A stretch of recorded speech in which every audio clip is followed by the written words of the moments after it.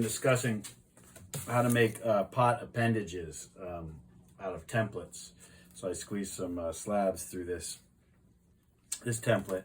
A handle's pretty hard. A spout, is a little easier, but I want to show you how to do something really difficult. So basically, after I squeezed the X side and the Y side through here, I really spent a lot of time kind of dealing with the surface. Most of the cleaning of this edge is up and down. I also spent a lot of time with this inverted after it dried a bit, thickening up this edge, pushing this edge in and down. And then you can see that I've also slip and scored both sides. So really, I've gone over every inch of all these edges, every millimeter really. Let me re-slip and score where that got mashed from when I had it set upside down. So working with clay is hard. The first time you do something, you're not going to be good at it. But like I said, once you squeeze these through that form, and of course that template, that cutout template that I made for the handle, it's big and it's wobbly. This is better done for spouts at this scale.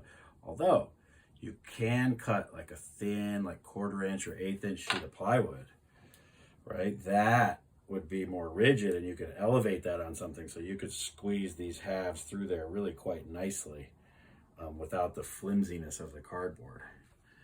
So then you're just carefully kind of trying to line these up.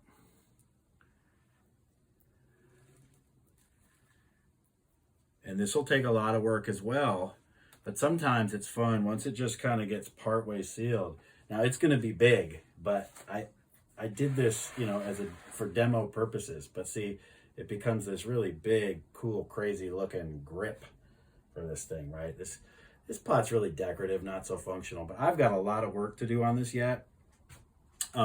So I'm kind of working with one hand inside and my thumb outside, kind of pushing this seam together. Sometimes you might find that, oh, the slip got this thing too wet, and I'm going to end up overworking that seam, and that seam is going to be a depression. You don't want that. So sometimes just letting this sit for a minute is a really good idea. Also, you kind of want everything to be proud, meaning sticking out of the seam. So if a seam is collapsing on itself, I need to get something on the inside of it so I can push it outward. All right. Okay, so I'll finish that up and then we'll talk about attaching it. All right.